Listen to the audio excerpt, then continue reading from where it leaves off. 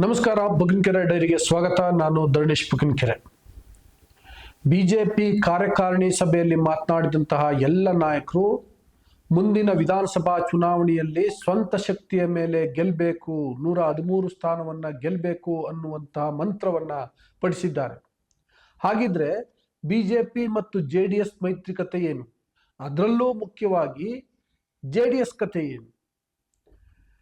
JDS ನಾಯಕರಾದಂತಹ H D. Deve Gowda ಮತ್ತು ಕುಮಾರಸ್ವಾಮಿಗೆ ಏನೋ ಸಂದೇಶ ಕೊಡಬೇಕು ಎನ್ನುವ ಕಾರಣಕ್ಕೋಸ್ಕರವೇ ಎಲ್ಲ ನಾಯಕರು ಸ್ವಂತ ಶಕ್ತಿಯ ಮೇಲೆ ಅಧಿಕಾರಕ್ಕೆ ಬರಬೇಕು ಅಂತ ಹೇಳಿದ್ರ? ಏನೋ ಬೇರೆ ಉದ್ದೇಶ ಇಟ್ಕೊಂಡೇ ಸ್ವಂತ ಶಕ್ತಿಯ ಜಪವನ್ನ ಮಾಡಿದ್ರ? ಹಾಗಿದ್ರೆ ಬಿಜೆಪಿ ಜೆಡಿಎಸ್ ಮೈತ್ರಿ ಕತೆ ಮುಂದೆ ಏನಾಗ್ಬೋದು, ಮೈತ್ರಿಯ ಮೇಲೆ ಯಾವ ಪರಿಣಾಮವನ್ನ ಬೀರ್ಬೋದು ಅನ್ನುವಂಥದ್ದನ್ನ ಹೇಳ್ತೀನಿ. ಅದಕ್ಕೂ ಮೊದಲು ನಾನು ನಿಮಗೆ ರಿಕ್ವೆಸ್ಟ್ ಮಾಡ್ತೀನಿ, ನೀವಿನ್ನೂ ಬುಗಿನಕೆರೆ ಡೈರಿಯನ್ನು ಸಬ್ಸ್ಕ್ರೈಬ್ ಮಾಡಿಲ್ಲ ಅಂದರೆ ದಯವಿಟ್ಟು ಸಬ್ಸ್ಕ್ರೈಬ್ ಮಾಡಿ, ಲೈಕ್ ಮಾಡಿ, ಶೇರ್ ಮಾಡಿ, ಮತ್ತು ಬೆಲ್ ಬಟನನ್ನು ಪ್ರೆಸ್ ಮಾಡಿ. ವೀಕ್ಷಕರೇ, ಮೊದಲು ಬಿಜೆಪಿ ಜೆಡಿಎಸ್ ಮೈತ್ರಿಯಲ್ಲಿ ಒಳಗೊಳಗೆ ಅಪಸ್ವರಗಳು ಇದ್ದು ಶೀತಲ ಸಮರ ನಡೀತಾ ಇತ್ತು. ಮೇಲ್ನೋಟಕ್ಕೆ ಕಾಣಿಸ್ಕೊಳ್ತಿರ್ಲಿಲ್ಲ. ಮೇಲ್ನೋಟಕ್ಕೆ ನಾವೆಲ್ಲ ಚೆನ್ನಾಗಿದ್ದೇವೆ ಅನ್ನೋ ರೀತಿಯಲ್ಲಿ ಬಿಜೆಪಿಯವರು ಪೋಸ್ ಕೊಡ್ತಿದ್ರು, ಜೆಡಿಎಸ್ನವರು ಪೋಸ್ ಕೊಡ್ತಾ ಇದ್ರು. ದೇವೇಗೌಡ ಮತ್ತು ಕುಮಾರಸ್ವಾಮಿ ದೆಹಲಿಗೆ ಹೋಗಿ ಮೋದಿ, ಅಮಿತ್ ಶಾ ಅವರನ್ನ ಭೇಟಿ ಮಾಡ್ತಿದ್ರು. ಅಂದರೆ ರಾಷ್ಟ್ರೀಯ ಮಟ್ಟದಲ್ಲಿ ನಮಗೆ ಬೆಂಬಲ ಇದೆ ಅಂತ ತೋರಿಸ್ಕೊಳ್ಳುವಂಥ ಪ್ರಯತ್ನವನ್ನ ಮಾಡ್ತಿದ್ರು. ಆದರೆ ನಾನು ಆಗಲೇ ಹೇಳ್ದಂಗೆ ಒಳಗೊಳಗೆ ಬೇರೆ ರೀತಿಯ ಸಮಸ್ಯೆ ಇತ್ತು. ಜೆಡಿಎಸ್ ಜೊತೆಗೆ ಮೈತ್ರಿಯ ಸಹವಾಸವೇ ಬೇಡ ಅನ್ನೋದು ಯಡಿಯೂರಪ್ಪ ಮತ್ತು ವಿಜಯೇಂದ್ರ ಅವರ ಖಚಿತವಾದಂತಹ ಅಭಿಪ್ರಾಯ ಆಗಿತ್ತು. ಅವರದನ್ನ ಹೈಕಮಾಂಡ್ ನಾಯಕರು ಕೂಡ ತಿಳಿಸಿದ್ರು. ಆಮೇಲೆ ರಾಜ್ಯದಲ್ಲಿ ಒಂದೇ ಒಂದು ಜಂಟಿಯಾದಂತಹ ಹೋರಾಟ ರಾಜ್ಯ ಸರ್ಕಾರದ ವಿರುದ್ಧ ನಡೀಲಿಲ್ಲ. ನೆಪ ಮಾತ್ರಕ್ಕೆ ಬೆಂಗಳೂರು ಟು ಮೈಸೂರು ಪಾದಯಾತ್ರೆ ನಡೀತು ಬಿಟ್ರೆ, ಅದರಲ್ಲೂ ಮಂಡ್ಯದಲ್ಲೆಲ್ಲ ಬೇರೆ ಬೇರೆ ರೀತಿಯ ಸಮಸ್ಯೆಗಳು ಆದವು.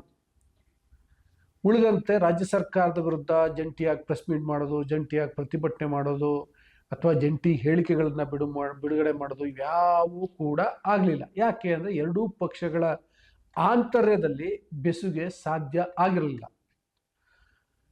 ಇತ್ತೀಚೆಗೆ ಹಾಸನದ ಪ್ರೀತಮ್ ಗೌಡ, ಮಂಡ್ಯದ ನಾರಾಯಣಗೌಡ ಬಹಿರಂಗವಾಗಿ ಜೆಡಿಎಸ್ ಜೊತೆಗಿನ ಮೈತ್ರಿಯ ಬಗ್ಗೆ ಆಕ್ಷೇಪವನ್ನು ಎತ್ತಲಿಕ್ಕೆ ಶುರು ಮಾಡಿದರು. ಪ್ರೀತಮ್ ಗೌಡ ಯಾರು ಗೊತ್ತಾ? ರಾಜ್ಯ ಬಿಜೆಪಿ ಅಧ್ಯಕ್ಷ BY ವಿಜಯೇಂದ್ರ ಅವರ ಆಪ್ತ. ವಿಜಯೇಂದ್ರ ಆಪ್ತ ಆಗಿದ್ದುಕೊಂಡು ಪ್ರೀತಮ್ ಗೌಡ ಜೆಡಿಎಸ್ ಸಹವಾಸ ಬೇಡ ಅಥವಾ ಜೆಡಿಎಸ್ ಮೈತ್ರಿ ಆದರೆ ಹಿಂಗಿರ್ಬೇಕು ಅನ್ನೋ ರೀತಿಯಲ್ಲಿ ಮಾತನಾಡ್ತಾರೆ ಅಂದರೆ ಅರ್ಥ ಏನು? ಯಾರಿಂದ ನಿರ್ದೇಶನ ಬಂದಿರುತ್ತೆ? ಯಾರು ಸನ್ನೆ ಮಾಡಿರ್ತಾರೆ? ಮತ್ತೆ ಮಂಡ್ಯದ KR ಪೇಟೆ ತಾಲೂಕಿನ ನಾರಾಯಣಗೌಡ ಮಾತನಾಡಿದ್ದು ಕೂಡ ಇದೇ ರೀತಿ. ಅಂದರೆ ನಾರಾಯಣಗೌಡರಿಗೂ ಏನೋ ಸೂಚನೆ, ಸುಳಿವು, ನಿರ್ದೇಶನ ಸಿಕ್ಕಿದೆ. ಅದೇ ಕಾರಣಕ್ಕೋಸ್ಕರ ಅವರು ಜೆಡಿಎಸ್ ಮೈತ್ರಿಯ ಬಗ್ಗೆ ಆಕ್ಷೇಪಕಾರಿಯಾದಂಥ ಮಾತುಗಳನ್ನು ಹೇಳಿದರು. ಈಗ ಬಿಜೆಪಿಯ ಕಾರ್ಯಕಾರಿಣಿ ಸಭೆಯಲ್ಲಿ, ಅಂದರೆ ಮಹತ್ವದ ಸಭೆಯಲ್ಲಿ ಆಲ್ಮೋಸ್ಟ್ ಆಲ್ ಎಲ್ಲರೂ ಕೂಡ ಬಿಜೆಪಿ ಸ್ವಂತ ಶಕ್ತಿಯ ಮೇಲೆ ಅಧಿಕಾರಕ್ಕೆ ಬರಬೇಕು ಅಂತ ಹೇಳಿದ್ದಾರೆ. ಹೌದು, ಒಂದು ರಾಜಕೀಯ ಪಕ್ಷವಾಗಿ ಸ್ವಂತ ಶಕ್ತಿ ಮೇಲೆ ಅಧಿಕಾರಕ್ಕೆ ಬರಬೇಕು ಅಂತ ಹೇಳೋದು ತಪ್ಪಿಲ್ಲ. ಆದರೆ ಬಿಜೆಪಿ ಜೆಡಿಎಸ್ ಮೈತ್ರಿ ಇರುವಾಗ ಮೈತ್ರಿಯ ಬಗ್ಗೆ ಸಾಂಕೇತಿಕವಾದರೂ ಉಲ್ಲೇಖಿಸಬೇಕಾಗಿತ್ತು, ಉಲ್ಲೇಖಿಸಿಲ್ಲ. ಮೈತ್ರಿ ಪಕ್ಷಗಳು ಜೊತೆಯಾಗಿ ರಾಜ್ಯ ಸರ್ಕಾರದ ವಿರುದ್ಧ ಹೋರಾಟವನ್ನು ಮಾಡಬೇಕು, ಹೋರಾಟ ಮಾಡಿ ಅಧಿಕಾರವನ್ನು ಗಳಿಸ್ಕೊಳ್ಬೇಕು ಅನ್ನುವಂತಹ ಮಾತು ಸೌಜನ್ಯಕ್ಕೂ ಬರಲಿಲ್ಲ. ಎಲ್ಲರೂ ಕೂಡ ಬಿಜೆಪಿ ಸ್ವಂತ ಶಕ್ತಿಯ ಮೇಲೆ ಗೆಲ್ಲಬೇಕು ಅನ್ನುವಂಥ ಮಾತುಗಳನ್ನೇ ಹೇಳಿದರು.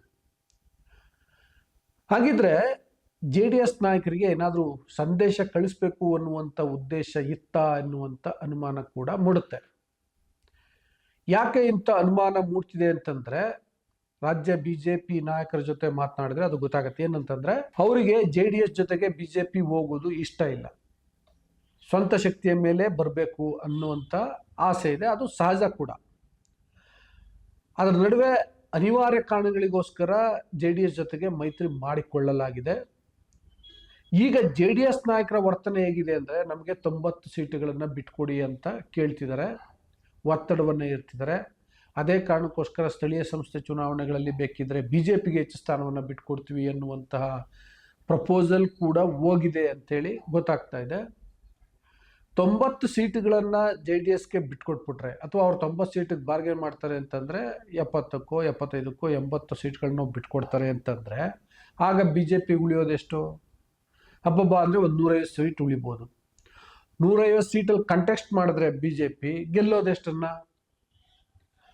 ಸೊ JDS ಮೇಲೆ ಹೆಚ್ಚಿನ ಅವಲಂಬನೆ ಆದಂತೆ ಆಗ್ಬಿಡುತ್ತೆ. ಇದು BJP ನಾಯಕರ ದೂರದ ಆಲೋಚನೆ. ಜೊತೆಗೆ JDSನ ಬೇಡಿಕೆ ಇದೆಯಲ್ಲ 90 ಸೀಟ್ ಕೊಡಿ ಅನ್ನುವಂಥದ್ದು, ಅದು ದುಬಾರಿ ಅನ್ನುವಂಥ ಅಭಿಪ್ರಾಯ ಕೂಡ ಇದೆ. ಹಾಗಾಗಿ JDSನ ಈ ಬೇಡಿಕೆಯೇ ಮೈತ್ರಿಗೆ ಮುಳುವಾಗ್ತಿದೆಯಾ ಅನ್ನುವಂಥ ಅನುಮಾನ ಕೂಡ ಬರ್ತಿದೆ. ನೆಗೋಷಿಯೇಷನ್ ಕೂತ್ಕೊಂಡ್ರೆ ಆಗ ಏನಾಗುತ್ತೋ ಗೊತ್ತಿಲ್ಲ. ಆದರೆ ಸದ್ಯ JDS ಒತ್ತಿ ಹೇಳ್ತಿರೋದು ನಾವು 90 ಸೀಟ್ಗಳನ್ನು ಕೇಳಬೇಕು, 90 ಸೀಟ್ಗಳನ್ನ ಪಡ್ಕೊಳ್ಬೇಕು. ಅರ್ಥ ಹೆಚ್ಚು ಸೀಟ್ಗಳನ್ನು ಪಡ್ಕೊಂಡ್ರೆ ಹೆಚ್ಚು ಸ್ಥಾನಗಳನ್ನು ಗೆಲ್ಬೋದು, ಹೆಚ್ಚು ಸ್ಥಾನಗಳನ್ನು ಗೆದ್ದರೆ ಮುಖ್ಯಮಂತ್ರಿ ಸ್ಥಾನವನ್ನು ಕ್ಲೇಮ್ ಮಾಡ್ಬೋದು ಅಂತ.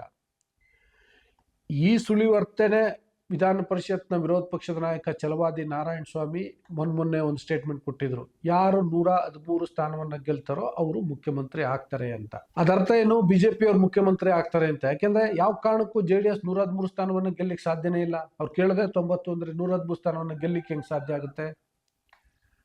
ಅಥವಾ 90 ಸ್ಥಾನಕ್ಕಿಂತ ಹೆಚ್ಚು ಸೀಟ್ಗಳನ್ನ ಕೇಳಲಿಕ್ಕೂ ಸಾಧ್ಯ ಇಲ್ಲ. ಇಂಡೈರೆಕ್ಟ್ಲಿ ನೀವು BJP ಮುಖ್ಯಮಂತ್ರಿ ಆಗುವುದನ್ನು ಒಪ್ಕೊಳ್ಳಿ ಎನ್ನುವಂತಹ ಒತ್ತಡವನ್ನು ಏರ್ಲಿಕ್ಕೆ ಛಲವಾದಿ ನಾರಾಯಣ ಸ್ವಾಮಿ ಆಗ ಹೇಳಿದ್ದು. ಒನ್ಸ್ ಅಗೇನ್ ಛಲವಾದಿ ನಾರಾಯಣ ಸ್ವಾಮಿ ಅವ್ರ ಕೈಯಲ್ಲಿ ಯಾರೋ ಅದನ್ನ ಹೇಳಿಸಿರ್ತಾರೆ. ಈಗ BJP ಕಾರ್ಯಕಾರಿಣಿಯಲ್ಲೂ BJP ಸ್ವಂತ ಶಕ್ತಿಯ ಮೇಲೆ ಗೆಲ್ಲಬೇಕು ಅನ್ನುವಂತಹ ಮಾತುಗಳನ್ನ ಒತ್ತಿ ಹೇಳಿದ್ದಾರೆ. ಅಂದರೆ JDSಗೆ ಒಂದು ಮೆಸೇಜ್, ನೀವು ಹೇಳ್ದಂಗೆ ಕೇಳಿಕೊಂಡು ಇರೋದಾದರೆ ಇರಿ, ಕೊಟ್ಟಷ್ಟು ಸೀಟ್ಗಳನ್ನು ತೆಗೆದುಕೊಂಡು ಇರೋದಾದರೆ ಇರಿ ಅನ್ನುವಂಥ ಸಂದೇಶವನ್ನು ಕಳಿಸುವ ಪ್ರಯತ್ನವನ್ನು ಮಾಡಿದ್ದಾರೆ. ಆಫ್ ದಿ ರೆಕಾರ್ಡ್ ಅಂತೇಳಿ BJP ನಾಯಕರು ಈ ಮಾತುಗಳನ್ನು ಹೇಳ್ತಾರೆ. ಅದನ್ನು ನಿಮ್ಮ ಮುಂದೆ ಇಟ್ಟಿದ್ದೀನಿ.